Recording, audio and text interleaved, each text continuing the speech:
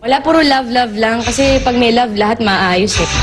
Lubos na ikinatuwa ni Marian Rivera ang pahayag ni Dingdong Dantes. Nasasamahan niya ang dalaga kung sakaling bibisitahin ito ang kanyang amang nasa bansang Espanya. Siyempre happy ako dahil alam niya na pinaka-importanteng parte yun ng buhay ko na gusto kong matupad.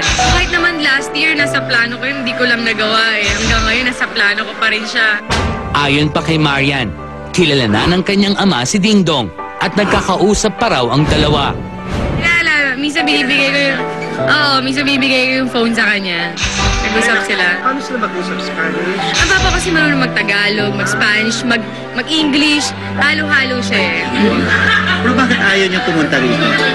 Hindi sa ayaw niya. Ang dami lang niya talagang ginagawa. Tulad nung sabi ko, nagbukas siya ng panibagong restaurant na naman na hindi niya maiwan. So, baka ako na lang talaga yung makapunta.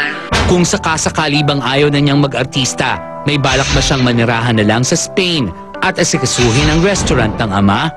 Well, hindi ko naman magluto. So, tingnan natin. Sino pagluto ba sa Dingdong ng bongga? Oo, lahat ng gusto niya. Naluto ko na. Lahat ng request niya. Anong pinakapaborito niya? Sinigang. Hipon. At even his family, ano? Gusto nila yung luto mo. Kasi may kasamang love. May mga plano na ba sila ni Dingdong ngayong darating na Pasko? Cavite lang muna, sa bahay, sa family muna. And then after siguro magkasama kami ni Dom. New Year, wala na. New Year, may ano kami. Kailangan pag New Year, nasa bahay talaga, hindi pwedeng wala sa bahay. Samantala, ano nga ba ang reaksyon ni Marian sa napabalitang may sinupladahan daw siya sa Japan nang minsang bumisita sila doon para sa isang event ng GMA Pinoy TV? Actually, naliwanag na din yan. Yung mga kasama ko nagsalita na sila. At yung writer, I'm sure, binawi na daw.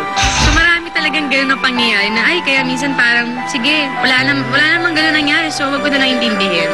Pinagtatanggol naman at may lumiliwanag naman ang mga sitwasyon. Sa dami ng magagandang nangyayari ngayong taon kay Marian, ano pa ba ang kanyang mahihiling ngayong darating na New Year? Wala, puro love lang. Kasi pag may love, lahat maayos eh. Puno ka naman ng love. Gusto ko pa ng love.